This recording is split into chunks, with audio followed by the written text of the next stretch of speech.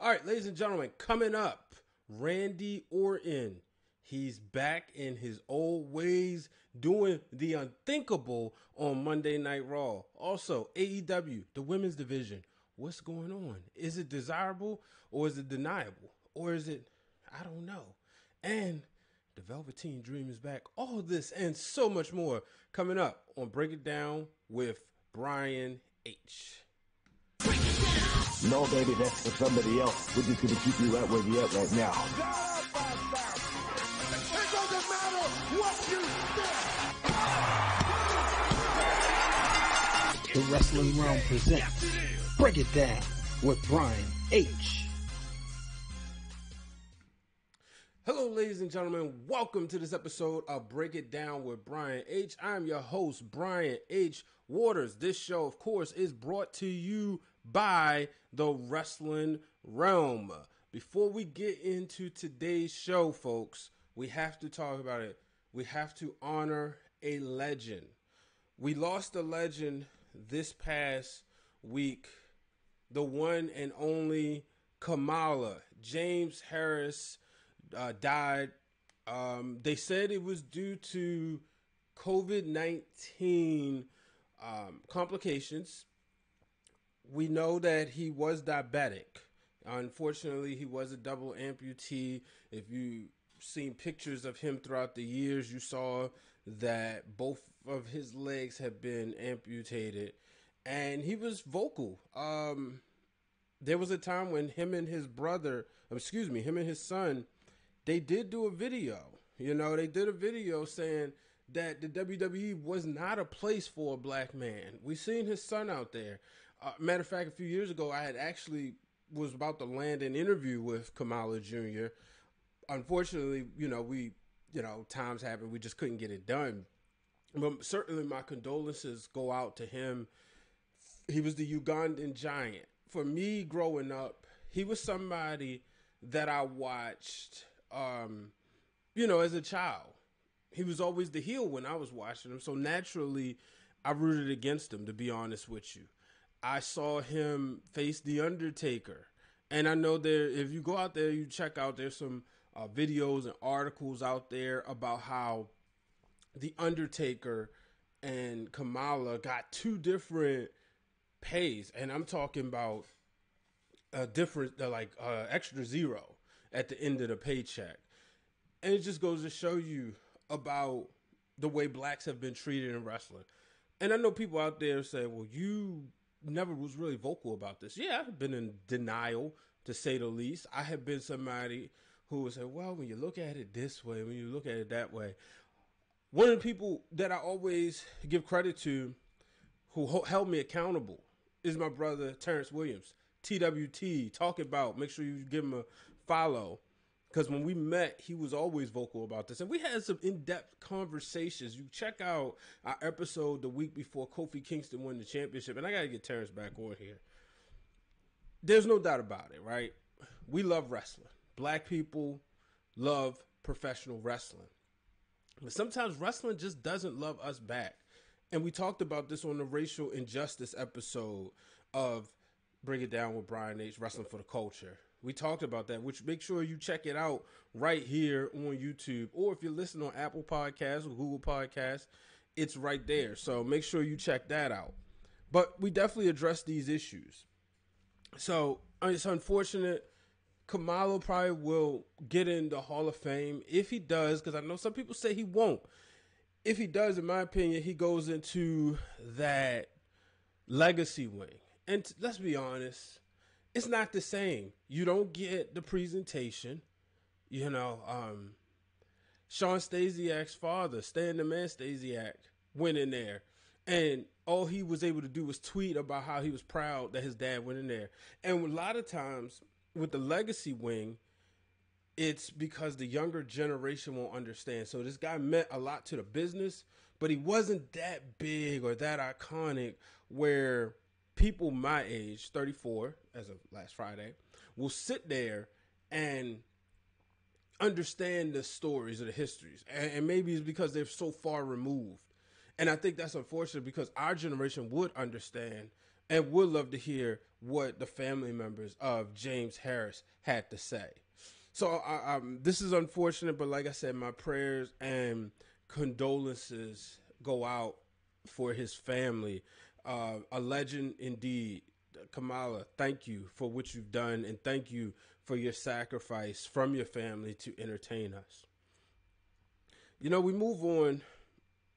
I begin the opening, and I stated that Randy Orton has gone to a new level. This past Monday night, we saw him take on Kevin Owens, and he got into Ric Flair's face and told him. Now, I'll be honest with you, I did not watch this live. I chose to watch a movie with my wife. I mean, why not, right?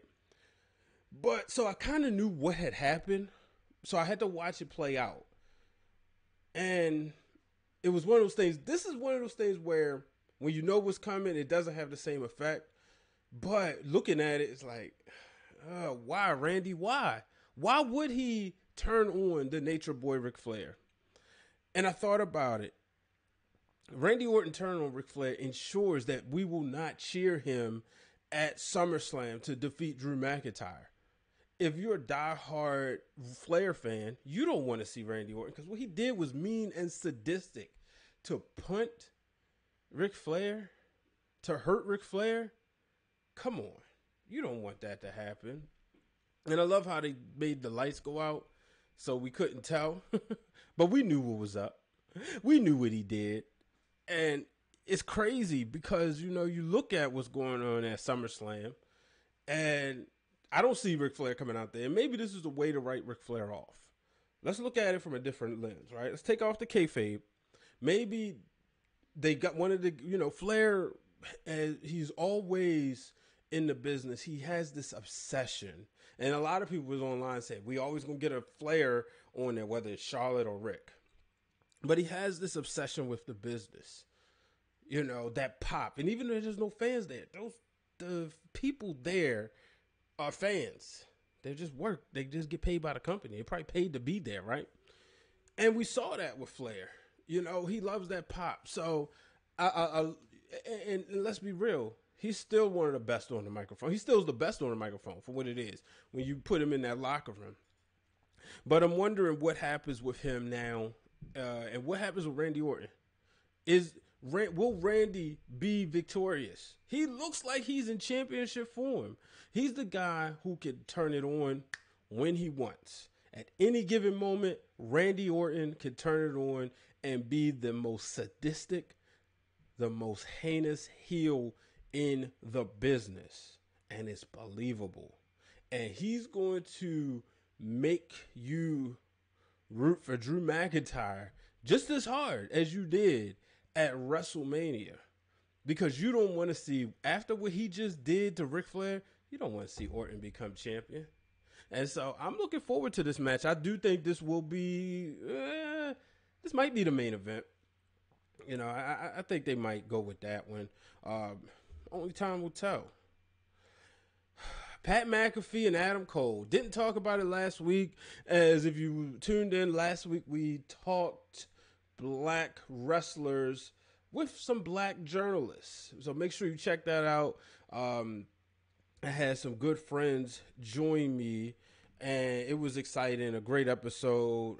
Candice Cordelia, Santana, Brianna, David Shealy, and Lamar Gafford. So make sure you check out that episode. If you haven't, you know, you hear ladies who are journalists talking professional wrestling. And yes, they know the business. You have gentlemen who are esteemed sports journalists talking professional wrestling. So I was happy that my friends, as we celebrated another week, celebrating the National Association of Black Journalists, I said, hey, look, NABJ's this week, let's get on and let's talk wrestling. And they answered the call. But it brings us back, Pat McAfee, Adam Cole. I'm going to be honest with you, not excited. Now, I do understand this. This is what I understand. You have Adam Cole, who wrestling fans know who he is, but the masses do not. If you put Adam Cole's face on ESPN randomly, Everybody doesn't know who he is. They know who Roman Reigns is. They know who Charlotte Flair is. They don't know who Adam Cole is. They know who Pat McAfee is. So I understand it from that business side. But Pat McAfee, like, come on, this is annoying. And maybe I just don't like it because the way the storyline started, you know, him, the explanatives and all that. It's like, y'all doing too much, man. We know. Come on, we know. But, you know, shout out to Adam Cole making him look good, selling the punt when he kicked him in the head. I'm like, man, that's a different kick than a Randy Orton one. So, but they're going to take on each other at TakeOver 30, SummerSlam weekend. Is this Adam Cole's going home party? I was watching, I think it was the QME podcast. I was watching that. Is this Adam Cole's going home party? Only, I should say, going away party, getting ready for the main roster. We saw Sasha Banks put over Bayley before she went to Raw officially, even though she was on there before she officially went to Raw. So maybe that's what this is. This is different because usually when you have your going away party, you're taking on the next star that's up and coming. But I want to know where does Pat McAfee go from here? He's not challenging for NXT titles, is he? We saw this with Gronk. Gronk was the 24/7 champion. He hosted WrestleMania, but now he's back to playing football. So what was his purpose? If Brady doesn't get traded outside of New England, is Gronk still in the WWE? And I think he's still maybe signed under contract. So he's probably doing a little double duty. Probably going to try a little Deion Sanders action. But Pat McAfee, he's not doing that. But, he's one of them annoying shock jocks. So not impressed, man. Not impressed at all. Cody Rhodes, he unveiled a new TNT Championship. The TNT Television Championship this week on AEW Dynamite. I should say he unveiled it on social media first. That would lead to him showing off the belt. He had a match with Scorpio Sky, which I have to note that Mike Chioda, Hall of Fame. Well, he's not in the Hall of Fame yet, but legendary referee who I believe was let go to COVID cuts. That's what I'm going to call him, COVID cuts. I believe he was let go. But now he's in AEW. He called the match. They treated this match like it was a big deal. Big fight feel. You had Cody coming out with his entire family, meaning the Nightmare family. He had, obviously, his wife, his wife's tag partner in Allie. QT Marshall, I believe, was there, and Dustin Rhodes, and Arn Anderson. So all of them come out. You kind of know where this is going, and it sucks because here we go again. Yes, I am going to call out AEW on this. AEW promised diversity. AEW promised a lot of things, and I don't see it. I saw that Nyla Rose was the women's champion, somebody who represents the LGBTQ community. I see that Sonny Kiss, another representative of the LGBTQ community, was also have had some, matches and showcases. Scorpio Sky did have an AEW, well, I don't think the title was online, but he had a match with Jericho. He had a match with Cody. He's been on AEW Dark. Why not position this guy? You're positioning Orange Cassidy in a big light. Why not position him as somebody besides Mr. AEW Dark? That's where I'm like, what are y'all doing? Y'all know better. And then we asked this question a while ago, who are some of the other black superstars that AEW has in the men's division, right? They did bring on Sugar D, but he was just, drive by. They got Lee Johnson. They had another guy that keeps losing. He looks like $100, but he keeps losing on AEW. So I'm like, all right, what are y'all doing? Y'all not much better than the WWE. Earth to people. There are black people that can wrestle. There is black talent out there that can draw money. Find them. Bring them on. So that's where I am with that. But obviously, Cody retains the title next week, next Saturday. He's going to defend the title because Broadie Lee has made it clear that's what he wants. He even showed the old championship. Before I get into tag team, because this was a night of tag team appreciation, got more than that. We saw Broadie Lee hold the old TNT championship. I have an issue with y'all showing us the title. If the title wasn't ready, delay the tournament. You know, did we understand COVID-19? Okay. Why show a half belt? Why? You know, you never see the WWE come out with, oh yeah, we got the belt, but it's not fully ready yet. No, you just wait. Were you that hard pressed for a championship? You could have had incredible matches and stories that matter.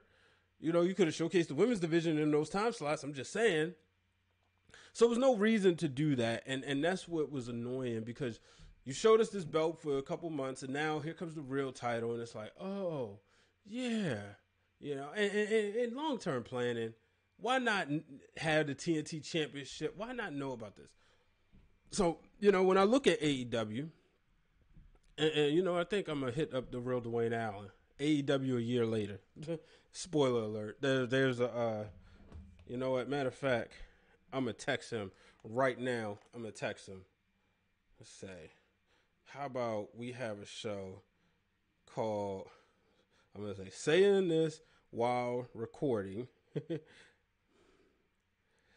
How about we have a show called AEW a year later? So, yeah, just, I mean, I don't know. And shout out to the Orioles, just winning, beating the Philadelphia Phillies. What up, JB? My O's getting it done. 8-6, baby. What was that? No, I'm sorry. 9-7. So a team that wasn't supposed to do well has just been winning games. So, but yeah, that's the thing with AEW. I look at a lot of things. I feel like a lot of things is rushed. I do see, what I see is a company ran by wrestlers. You talk about Vince McMahon and his ruthless ways and not having a heart sometimes, but business is in order. We as wrestling fans a lot of times don't like the way creative directions. We as wrestling fans don't like what they're doing, but in those demos, it works. Obviously, they've been in the business for so long. And for my TV folks, when people don't understand TV, you know, just in case y'all don't know, I have books. You know, this right here is a television radio announcement. That's just one of the many TV books I have. So in other words, and my degree is around here somewhere. This is the case it would go in because it's hanging up. But just to let you know, I have a degree in television production. And with the degree in television production, you'll learn that not too many shows stick around as long as the WWE. Matter of fact, I had a 10-page report to do. Guess what I did on Monday Night Raw? And I got an A on it. So I know what I'm talking about when it comes to the business of television. There's a reason why Vince McMahon's TV product has lasted so long. As much as we love WCW, Nitro was only around from 95 to 2001. It wasn't like, I mean, it was thriving, don't get me wrong, but the executives said, hey, we're done with this.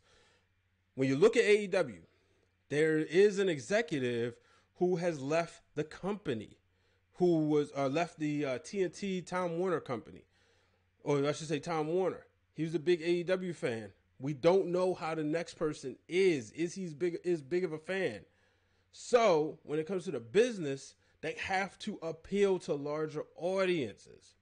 The thing that Jim Ross said in his latest book was when they went to UPN, Vince McMahon kept honing. This is a new audience, JR. This is a new audience. So when we go back and you watch SmackDown debut on UPN, you may have heard lots of stuff about Triple H, The Rock, Chris Jericho, Road Dogg, Undertaker, Kane, X-Pac, all the people who's on that show. You may have heard so much about and so much background, but you have to understand is that these people who they are appealing to, this is a new audience. Remember, USA was on cable television. UPN was on network television. So there was a lot of people, such as myself, who couldn't watch Raw on Mondays, but was able to watch UPN on Thursdays. And when I was able to do that, I was somebody who was fortunate enough to have somebody tape Monday Night Raw. But for the new fans who kept hearing about this great thing called wrestling, but may not have had cable, they was able to finally see SmackDown and finally see WWE programming every Thursday, every week. So because of that, they were allowed to, they had to get caught up on product knowledge. And that's what AEW does not do well. They do not catch us up on these guys and gals. Everybody in wrestling knows Kenny Omega was a star in New Japan. If you was a recent fan like me, you saw that. If you were an old school fan, you would say, but he wasn't a star when AJ Styles was there. He wasn't a star when, when Finn Balor, Prince Devitt was there. But you bring him there, and the Bucks and Cody and Kenny are like, we don't want to constantly put ourselves over. Well, guess what? You kind of should have, because you guys were the stars of wrestling and had that crossover appeal. Trying to put other people over just doesn't work. This TNT Championship, trying to get people on the indies a chance, makes no sense at all. I'm not going to believe that somebody who is not signed with the company is going to come in there and beat Cody for the title. Let's keep it real. This Wednesday was the first time that I actually believed that Cody had a chance of losing the strap. Next Saturday, I believe he will lose the strap to Broadie Lee. But other than that, no, I was not believing it, because I know Eddie Kingston, who's not signed, is not going to beat Cody. Let's keep it real. So that's where I have an issue with bringing on these indie guys to come on, and in the tag tournament, the same thing. It's got to make sense. But, like I said, the tag team appreciation night, I know I brought this up shows ago. Eric Bischoff said it best. Tag team wrestling is expensive. You have FTR constantly talking about they wanted WWE to pay tag team wrestling, make it meaningful. I understand that, but I guess this tag team appreciation night, it was cool. You had everybody talking about who their favorite tag team, and that's when I was sitting there watching. I was like, yeah, I get it, but it just felt like marks were running the business. That's all. And I won't harp on that too much. I will say this Retribution mess, it makes no sense, WWE. I'm not trying to complain so much, but they're giving me material. The Retribution just doesn't make any sense this week. All these guys look little, and they just going around breaking up stuff. They got masks on. Okay, this is shot at the Dark Order. At least with Nexus, we saw where they were. And I guess the 7 to 10 year mark, it makes a difference, or people forget about it. Nexus was 10 years ago. But I'm really supposed to believe, what's their purpose? Why are they upset? At least with the Nexus, we saw an invasion. Hey, they felt like, hey, we're up next. Boom, let's go in there. After they did their whole spill down on the show, that made sense. This right here makes no sense. I'm bored. Who cares? Just that simple. Who cares? Whew. Seth Rollins, Dominic took a beating this past Monday. And Seth Rollins called it paying his dues. He went out there and beat the heck out of him. And to the point CM Punk even said, hey, man, maybe need to cut his hair and stuff. So that's going to be the match at SummerSlam. Could care less about it. I look at Dominic. So look, here's my thing. I like rooting for the next generation, but Dominic to me doesn't look like a wrestler. He looks like a wrestler's kid. Austin Gunn looks like a wrestler. Curtis Axel looked like a wrestler. Dominic looks like David Flair. David Flair did not look like a wrestler. He looked like a wrestler's kid. And so that's why, like, this is not interesting to me. I don't care less. Go to the Indies. You look at Luke Hawks, and then you look at his son. His son looks like a wrestler. And granted, that's why it's actually entertaining watching them as a tag team. But seeing Dominic on TV, nah, bro. Nah. MJF, man, this guy. I actually had the video in here because I want to show y'all something that was really cool. As you see right there on your screen, he was walking out, and at one point he was like, had the same entrance as they had the same entrance, sort of like Goldberg. And he walked out there, and this time I believe that is Lee Johnson.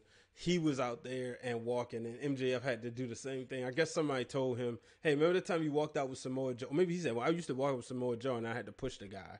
So, but, he's making it known. Him and Moxley for the championship. Match seems unbalanced to me. You got this hyperactive, Mick Foley-like, Terry Funk-like guy in Moxley. Then you got this obnoxious, rich guy like MJF, who's also little. So, but he's great on the mic, and he's very entertaining. So will his bodyguard get involved? Only time will tell. For goodness sake, I hope he does. I want to see a new champion. But this is what I go back to. And this is me harping on something that you never heard me harp about too much. Here's a guy who's little but has charisma, and he's getting a shot. How many black wrestlers, Stone Cold Steve Austin calling you out, how many times was it said about black wrestlers? They need a little bit of size. Stone Cold said that about Kofi Kingston when asked years ago, why wasn't he ever given a shot? Obviously, Kofi defied the odds and became champion. But it's like one of those situations, So, who knows? Keith Lee came out and, Karrion Kross had a, and I ain't gonna call it a squash match. He defeated his opponent to open up the show. But now it's official because Keith Lee brought the contract to him. Said, it's signed. I just need your signature because I want a match. He's tired of Karrion Kross basically destroying everything in sight. And now, Kross was signed a contract, but as Scarlett kissed the contract, she left a fireball in there, and it, boom, blew up in Keith Lee's face. I'm sorry. I know we was excited about Keith Lee being champion, but man, this has, who was it? I want to say when Andrade won the championship, maybe when Aleister Black won the championship, I think Andrade beat him, or no, I forgot. I honestly forgot the way it went down. Somebody will remind me in the comments, I'm sure. But this has those vibes like, hey, we know we wanted this guy to win, but this guy over here looks like the most dominant force in NXT and looks like the guy. So it's hard for me to even believe that this match isn't going to end in anything else than either a Karrion Kross winning the championship or no contest. That's the way I see it. I mean, it's the only way that makes sense, to be honest with you. So, but I'm going to go ahead and take a break. And of course, when I get back, I'm going to talk about the women. But folks, I told you the Wrestling Realm was coming out with new content. Here's something that the real Dwayne Allen and myself put together. And here's a piece of it. Because we have a special announcement. Because wrestling fans, we need to address some things. As Brian H. Waters has distinguishedly said, we as wrestling fans will no longer use following terms. Terms that, as wrestling fans, we have no business using in reference to the wrestling business and or sports entertainment. With that being said, on anything wrestling run related, we will no longer use the following terms: mark, work, ring rat. And I'm back, ladies and gentlemen. So that's just a clip, a little bit, about 20 seconds. It's a few things that, I want you guys to check out on there. Like I said, we had a lot of fun doing that. If If you haven't done so, go ahead, click the subscribe button down below. Make sure you tell a friend about the realm, folks. Make sure you let them know, turn the bell notifications on. And then when you do so, let me know you told somebody that did it, and I'll give you a shout out right here on the show. It's official. Sasha Banks and Asuka. Let's do it 3 times. Asuka took on Bayley and was victorious this Monday. And, I mean, just an incredible match. When Asuka goes in there, she's believable. She may not be the greatest champion. You may not be as entertained by her title runs, but in the ring, you're entertained. And, you know what? Maybe you are entertained. You know, and I'm not going to say either way which way I am. I know a lot of people were mad because it felt like she never really got all eyes on her since NXT. When she won the SmackDown Women's Championship, it was really a transitional thing because we all knew the title was going to Becky Lynch come SummerSlam, right? Come WrestleMania. Then this time it was like, yeah, she's champion, but all eyes are on Sasha and Bayley. So, but nonetheless, when you look at the in-ring work, it's always entertaining. So she defeated Bayley, so now it's official. Her and Sasha will take on each other at SummerSlam. And if you're a Sasha Banks fan, you can only hope and pray that Sasha retains the championship. I see a lot of Sasha and Alexa Bliss match clips coming up. And we all know what happened. She lost. I just think it's too soon to take the championship off of her. On Friday, there will be a women's battle royal. 3 brands to determine who will be Bayley's opponent at SummerSlam. So that right there is, wow, okay, so who you going with? And I kind of think it's going to be a curveball. I kind of think you may see somebody from SmackDown, but I think it's going to come down to SmackDown and NXT. If I had to take a guess, I'm going to say Naomi. I think the internet has been not screaming and crying, but I do think Naomi gets a shot. And then, I know a lot of people watched last week's show, and shout out to Santana. We talked about, she wants to see Naomi go heel.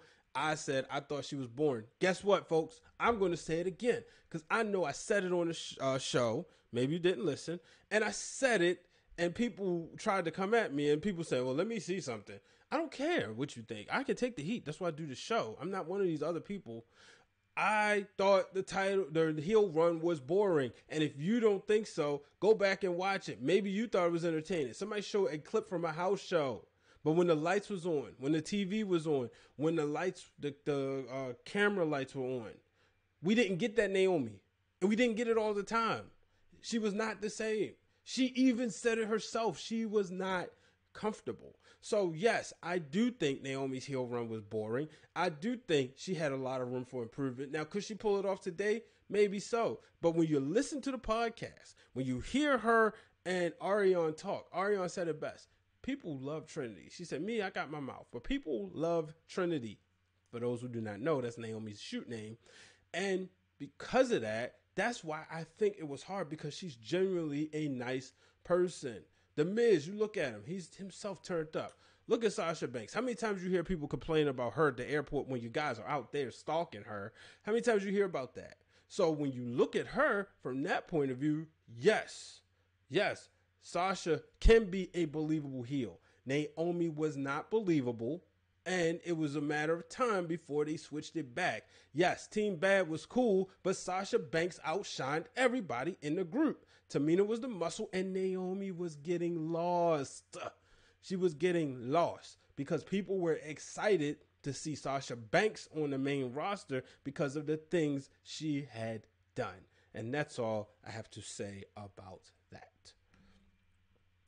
Oh, man, this WWE Raw Underground stuff. No. Some people like it. Me, no. I see Shayna Baszler, and I see her go out there. She's running through everybody. Shayna's legit. So why, unless you're putting Shayna and What's the girl's name? Oh man, I'm looking at Sonya Deville in there. It makes no sense. Obviously, you ain't putting Shayna and Ronda Rousey in there, even though that would be entertaining. But the whole underground thing, I think it's a reach. I don't think it'll be around that long. It's not as bad as Brawl for All, just because you don't see people getting hurt, but it's not entertaining at all. Bianca Belair, man, she is on a rampage. She believes that Zelina Vega was the reason Montez Ford was poisoned last week. She even showed up to her house while she was on Twitch or doing an interview with Kayla Braxton and beat her up. She was able to get the victory. But, you know, this was a match I enjoyed. It felt like, and this is how good Zelina Vega is. She went out there, and even though she was fighting, she kept reminding her, I didn't do it. And she even made like the Sammy, I forgot the guy's name. But she made the video with him, It Wasn't Me. So, Shaggy. Yeah, the Shaggy video. But I like where they're going with this. I wish this match would have occurred at SummerSlam. But I guess because you got the tag team titles on the line, which I do think they lose, I think you'd rather focus on that and have those two out there at ringside. But nonetheless, this is entertaining. I do think I would like I understand why we probably won't see a lot of Zelina Vega in the ring, even though it would be like, man, it would be cool. But she's so good as a manager, and the art of managing is just, it's not lost, but it's like, man, you know. So I understand why they're doing things the way they are. Peyton Royce picks up a victory over Liv Morgan. I want to see the women's tag teams back in position where they're doing things. I want to see right now where Sasha and Bayley being the world champions for women's wrestling. I want to see these tag teams come and attack them or challenge them. I want to see them literally doing double duty with the belts. That's where I think the opportunity is missed. If you're going to make them the two women power trip, if you're going to make them have all the gold, have them have challengers coming at them from all different angles, let them beat them for a month, and then it eventually becomes too much. That's where this is an opportunity. That's why I really hope after SummerSlam, Sasha and Bayley walk away still champions, still celebrating the biggest party of the summer. So, only time will tell. Man, Mercedes Martinez. She and Aaliyah had a victory this past week. And man, I tell you, she and Rhea Ripley up next. I don't know if this match is official for TakeOver, but that's going to be hard hitting. You go back to Rhea Ripley and Charlotte Flair at WrestleMania.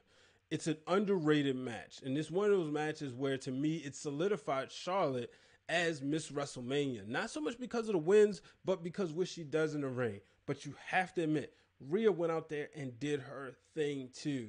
So y'all know I'm a Mercedes Martinez fan. So I can't wait to see these two ladies lock up, because I think they're going to be a sleeper, and it's going to shut the house down.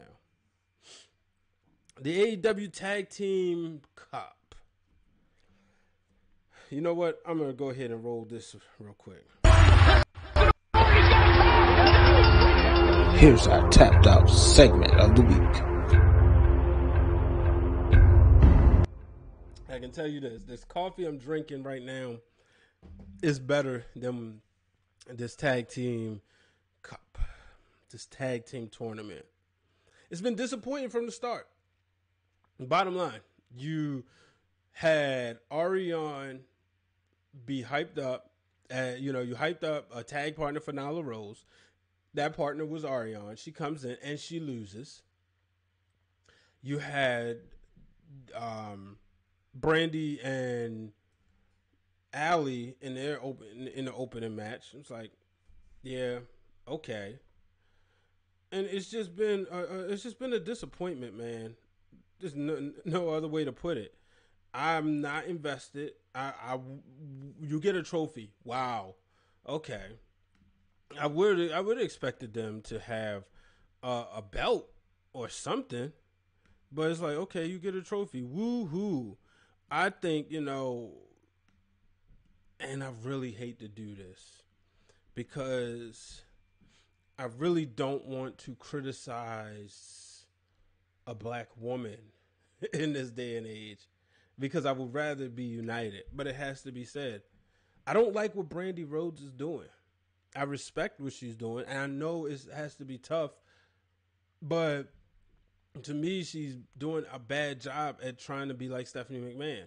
She's the chief branding officer, and she recently left Twitter.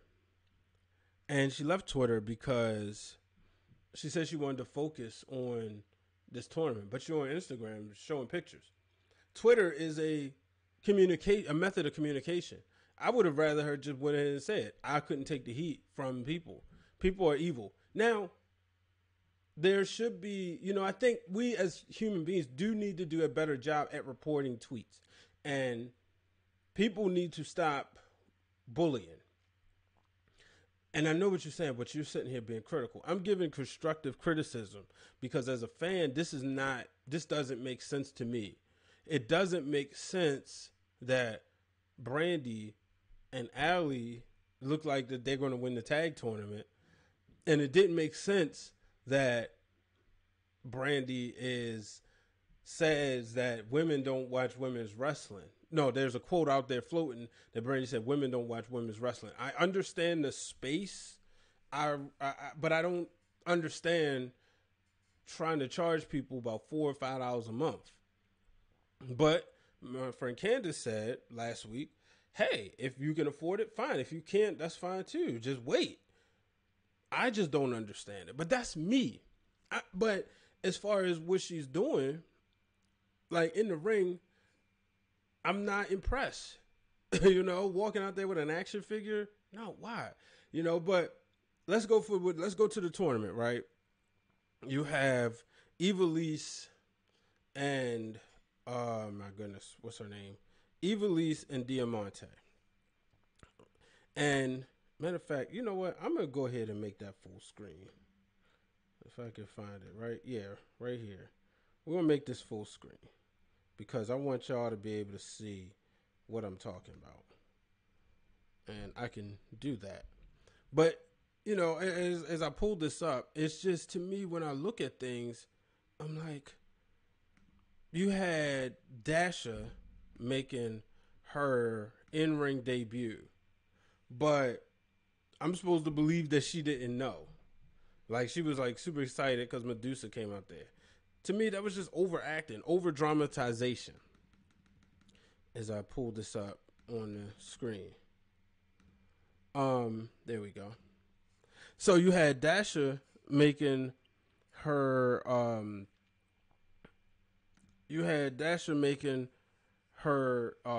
debut with Rachel Ellerin and Ivelisse and Diamante. Okay, cool. Dasha took the pin as opposed to Rachel, who's not signed. At least I don't think so. And to me, they didn't look good. Dasha I feel like she didn't look ready. And I know everybody has to train, but why rush her in this tag tournament just to have some names? That makes no sense. And I don't want to be that guy where she needs to stick to announcer. No, it's like I got the baseball game on, and there's this guy Chance Sisco from the Orioles.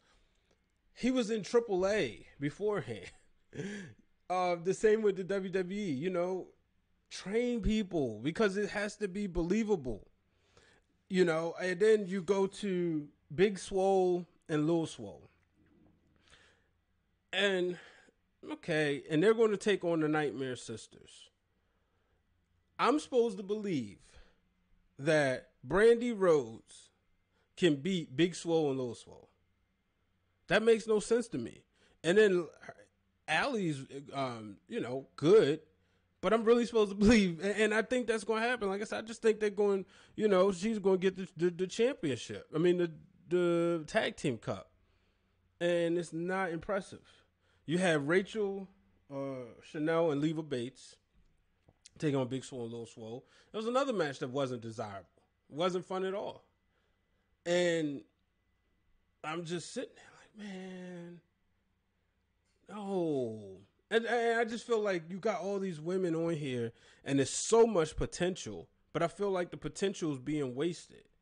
And it could be so much better. Now it's like, well, what would you do? Well, one, why are we having a tag team cup? And then if we are having a tag team cup, if we were going to do this, right, why not have, one, limit the teams. Let's do 4 and 4, right? Or what is it, 4 teams. But then also have the whole night. This was Tag Team Appreciation Night. And I get they want their own platform, but I think it's pushing it. I think it's a little too much. Put it on one show and have full-fledged Tag Team Appreciation. Have a month of Tag Team Appreciation. Or maybe, 2 week special. 2 nights. I don't know. But I look at this tournament. I felt like from the jump it was going to be Nyla Rose in there. I wouldn't have made Ariane her partner personally, just because I would have gave Nyla Rose somebody who was going to stick around, somebody who was going to be a legitimate threat. You imagine if you'd have put Nyla Rose and Awesome Kong together, who would have beat them? Or even if you'd have put Nyla Rose and Big Swole, but Big Swole and Lil Swole, okay, but hey, I'm just a fan voicing my opinion, and maybe I might get blackballed from it. I mean, not that I plan to work at AEW, but you never know. Some people are sensitive and whatnot, and I say, I'm not going to shy away from it. This is my opinion. This is what it's what the podcast is for. Breaking it down with Brian H. Follow me at Brian H. Waters, and Brian H. breaks this down and doesn't like the tag team tournament. So moving on, I mentioned, like I said, as the screen, you see Dasha didn't like the fact that she was overselling, and then after losing, she was happy because she finally got her feet in the door. No, you're competing for a cup. It's not a jobber match. It's not a regular match. You're competing for something. So why, if you're competing for something, are you happy? Like, okay, I lost, but it's okay. No. So, man, I tell you. Oh, boy. Wrestling, man. Wrestling. So, but I tell you this. Have you been watching Impact? Impact has been really good. When you sit back and, let me get this off the screen. If you sit back, you go back and watch this, you saw Jordan Grace taking on Kimberly. Jordan Grace was victorious because she won an opportunity. Kimberly said, hey, I'll get rid of Jordan Grace for you, but now I want an opportunity to Knockouts Championship. But nope. Jordan Grace is victorious, and she will take on Deonna Purrazzo and attempt to get her championship back in her first ever Knockouts Iron Man match. Now, like I said, listen to Talking About Wrestling. Terrence did a great in-depth in-depth discussion about this. He talked about this. And it did, I didn't like Deonna winning the championship in her first night. But hey, it is what it is, right? It is what it is. Will Jordan Grace get the championship back? Only time will tell. She's one of the best in the business right now. She's one of the most entertaining in the business. And I think a lot of people overlook her. I'm telling you, check out her matches. She is believable. Oh, man, Mandy Rose returned this week, beats up Sonya Deville. She returned with short hair. I think that we can get ready for a match between those two at SummerSlam. It's like one of those things, man. You love hard and you hate hard. When you have tag teams break up, it's always like, wow. But unfortunately for them, I think Sonya Deville, I'm wondering where she goes after here. I hate to be that guy, but it always seems like there's big plans for Mandy Rose. Let's be real, because of how she looks. She's an instant model. So, and then she's obviously with Otis, who is the Money in the Bank briefcase holder. So only time will tell. Speaking of Money in the Bank, though, I look at the fact that, at SummerSlam, you're going to get The Fiend versus Braun Strowman. And Braun, and one of the things, like, I remember talking to Corey. Shout out to Corey, my brother. Happy birthday to him. I remember we was talking about this when Braun lost the title, right? He said, when The Fiend lost the title, he said it made sense because what would Goldberg go back to? After The Fiend beats up everybody, they go back. it would make sense for the Fiend to regain his championship because you look at this, Braun is starting to grow his hair back. And they show, you saw that during the matchup. And you could apply it to the coronavirus if you want to, but he's starting to grow his hair back. So I'm wondering what happens there. But I'm also wondering, will Otis try to cash in if he doesn't? You know, the Fiend could leave Braun out cold. We remember when him and Seth Rollins had their match for the Universal Championship. It could be like one of them case scenarios, and then there's Otis there for the pickings. Otis could leave SummerSlam as the WWE Universal Champion. Woo, wouldn't that be something? But I'm going to go ahead and take a break. Folks, make sure you check out my other podcast, Breaking Through the Glass Ceiling. I said before that with this show, as I'm in season 2 now, if you listen, you know, I always host interviews. I've had, and I got the interview set up. That show is already set up through the middle of September. So I'm very excited. I got guests, former ESPN producers, Bleacher Report producers, you know, player engagement specialists with the Chicago Bears. So I want you to check that out. But I turned 34 on Friday. And when I turned 34, I did a full episode just reflecting. It was like therapy. You know, it's been a long year, the coronavirus. So I did a full episode reflecting on things. And of course, I had to talk wrestling. So here's a clip of me discussing what happened when I went to wrestling with a couple of friends. So we're trying to figure out who wants to go to wrestling for free. And we could not find 6 people. We ended up, I think it was like 5 of us, 4 or 5 of us that went. It was me, Blake, Tayron, D, my cousin Mike, and D's girlfriend's son. So that was fun, but it was just weird. It was like, man, this is 2019 and we can't give away wrestling tickets. Now, had this been 1999, oh, that would have been easy. I mean, you're talking Stone Cold, The Rock, Undertaker, boom, it would have been easy to get rid of those tickets. So we laugh about that, like, man, we really couldn't get rid of those tickets. And it was a good show. That night, Bayley made her heel turn. And it was something I had been waiting for, I called for, and then boom, it happened. To be there, it's nothing like when you see stuff like that in person. The next month, AEW, All Elite Wrestling, had their debut show. Now let me tell y'all about this one.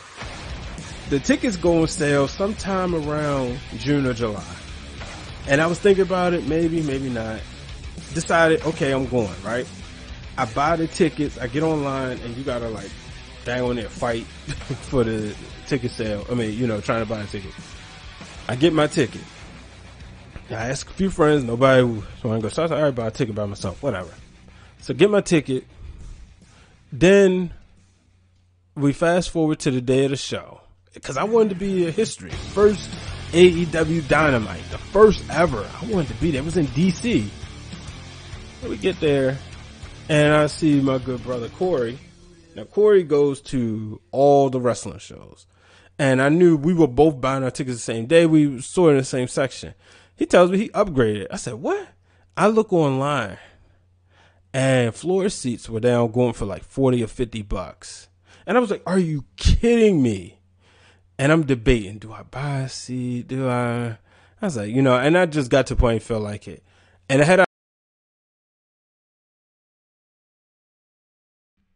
I'm back, ladies and gentlemen. So, as we go to the third part of the show, make sure you hit the subscribe button. Let me go ahead and throw that on the screen, so you know all the places we are located. That is, we can hit the subscribe button on YouTube. Make sure you follow us on Twitter and on Instagram at Wrestling Realm. Like the fan page at the Wrestling Realm, quite frankly. But we're also available on Google Podcasts, Apple Podcasts, Stitcher, Spotify, you name it, we're there. We're also on iHeartRadio and Pandora Podcasts. So hit the subscribe button. You can get Break It Down with Brian H. You can get some of the interviews. You can also I have interviews with Caprice Coleman, Roxy, Amber Rodriguez, Jonte Keith Mack, you know, just a couple of people and some more. So make sure you check those out. R-Truth does it again. Finally, once again, he is the 24/7 champion. Also, just to let y'all know, I just got the word from the real Dwayne Allen. He texted me back. So, yeah, look out. We are doing an AEW follow-up show. And anytime he says, heck yeah, you know what's up. But, yeah, R-Truth regains the championship, the 24/7 championship. The title was created for him. I mean, like the Hardcore Championship, even though Mick Foley had it once, I believe. I remember an interview on Wrestle Talk America, I believe that's what it was called, back here in Baltimore, about 20 years ago. And he talked about how he thought the championship was like an award. It wasn't really like a belt he defended. He kind of thought it was like the $1 million title. But yeah, the R-Truth, you know, he got his baby back. Impact Wrestling, Brian Myers debuted and lost as he challenged Eddie Edwards for the Impact Championship. No. Why? This is somebody, granted, he lost a lot when he was Kurt Hawkins, for those who do not know who Brian Myers is. But he comes in there. I would have liked to see this guy kind of get built up and just have that new identity. Same with Heath Slater. Like, he was trying to get the contract. To me, it's like an extension. Like, let's be real. These guys are much better and belong in bigger than Impact. But help use these guys to elevate the brand awareness. You know, for wrestling fans, people who like these guys, give them an opportunity, you know. Don't put them in world championship matches right away. Have them wreak havoc and with their eyes on the goal, only to take the title later. That's what I'd rather see. Don't come in and lose the championship match. You know, I look at the Good Brothers. I like what they're doing. You know, they come in and wreaking havoc and then they got an issue, but they haven't gone right after the tag team titles. At least I don't think so. I forgot who's tag team champions over there, to be honest with you. But, like, these guys are legit, you know? So, and Carl Anderson, now we're getting to see him open up more. And when he was in WWE, I was like, man, would they ever give him a shot? You know, he was limited to tag team wrestling, but we knew he had personality. So that's me to bring this up. I got to bring this up. Could you imagine if AJ Styles went back home? Could you imagine if AJ Styles, the way that he is now, the guy who's the face that runs the place, the guy who's been WWE champion, Intercontinental champion, U.S. champion. Can you imagine if he goes and shows up on Impact Wrestling? He's going to blow the roof off of that place. Fans or no fans. And I believe he'll bring a whole new audience because, so if you play NBA 2K and you play My Player mode, the better your player gets, the more fans he has. And with AJ Styles, you see, like when he was in TNA, Impact, let's say he had 1 million fans. But now he went to WWE, he went to New Japan, as the real Dwayne Allen said, he wiped the TNA stink off of him from the last couple of years. And then he goes to WWE, and then boom, skyrockets. He's a household name. I bring up the Royal Rumble when he made his debut. When AJ Styles made his debut, I was excited. My son's sitting there with me. He was like, who's that? I'm like, that's AJ Styles. You fast forward now. Well, then actually fast forward a year later, or maybe 8 months later, I'm walking around the arena trying to find gloves, the AJ Styles gloves for my son. Instantly. So you imagine all the WWE only folks that's going to follow him over. It would be the biggest move from WWE to Impact since Kurt Angle, bar none. Yes, Christian was a big deal, but when Kurt Angle went over there, it was like, whoa. Because Christian was, you know, he was kind of like what Heath Slater was, and then he went over there and became a star. You take AJ Styles over there, he's instant credibility. They get bigger TV deals. Just imagine if AJ Styles goes to back home, say, hey, I did it all, I want to finish my career. You go back and look at Ric Flair, right? Ric Flair said, yeah, WWE, they did business great. They treated me well. Even though, Rick, you know, towards the end, Vince was like, all right, you know, I got to get younger. But when he went to WCW, it was home. Remember, there's no place like home. Anybody tell you, you know me, I used to work at ESPN, 4-letter. Lived in Bristol, Connecticut for 2 years. But there's no place like home. Baltimore, Maryland. So, also there, Eric Young and Willie Mack. Eric Young was victorious. Eric Young, Rich Swann retired, former WWE Cruiserweight champion, former Impact Wrestling X Division champion, retired due to injury. And after, he got the emotional send-off, Eric Young beat him up. He retired, like I said, due to injury. He hit him with the injured leg. And that's when Willie Mack, it felt personal. So I'm like, man, to me, I felt like this was rushed. Why have a match on Impact, instead of building it towards the next pay-per-view? But that's just me. Maybe you people who are the real Impact fans can address that better than I can. So it's time to go. Let me make sure we got everything situated. Yeah. Okay, cool. It's time to go Around the Net. Around the Net, brought to you by B Waters Productions. If you're looking to get an event filmed or high quality pictures, you want professional quality, simply go on Instagram at B Waters Productions and visit www.brianhwaters.com to book B Waters Productions for your event. So make sure you follow B Waters Productions on Instagram and visit brianhwaters.com. So this week, Around the Net, just a couple things. We saw, obviously, you may have seen the finished AEW Championship. You look at the title. I want to know, what do you guys think? How do you feel about the championship? I said it earlier on the show. I wish they would have kept it away. Because it's really, I will always have the way the championship used to look. So, but I really wish, it was like, y'all really should have, we could have waited. We didn't need that title. We didn't need to look at it right now. And I'm going to make it full screen too. What y'all thinking? Like, man, why you ain't prepared? Look, it's a lot that goes on behind the scenes before the show gets started. So let me make that full screen.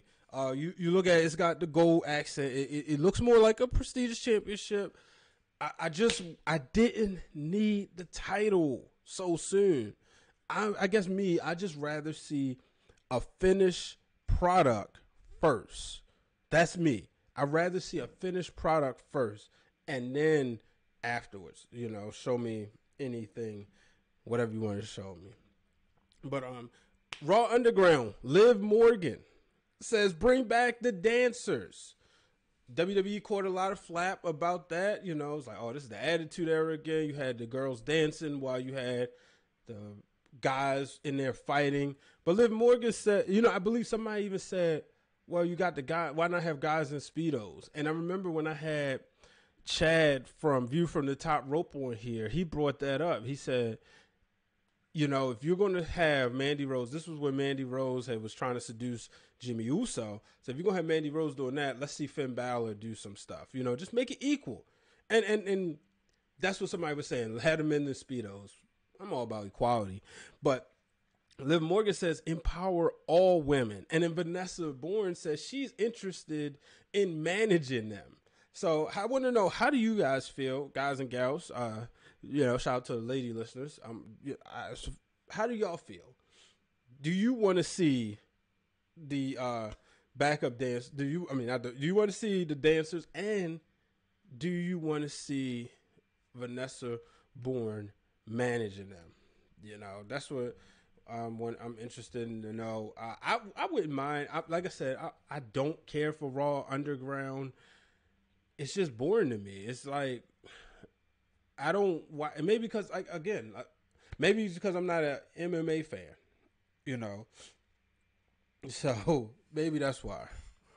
Also, the Velveteen Dream, he returned this week on NXT. I don't know if I talked about that. Here it comes. Excuse me.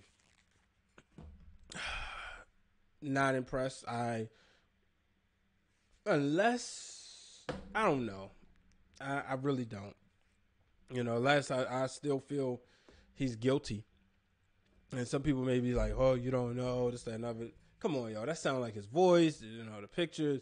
Like, man. You talking about young kids. I don't play that. I don't deal with abusers, and I don't deal with offenders, those type of sex offenders. So I'm not really excited about that. But Lana is Lana in. She wanted everybody to know. She wanted the world to know. Before I get there, let's just make a mention that somebody had the nerve to say that she should have been fired and they should have kept Miro, a.k.a. Rusev, and he ripped the fan, says, you need to stop it. Don't ever wish anybody.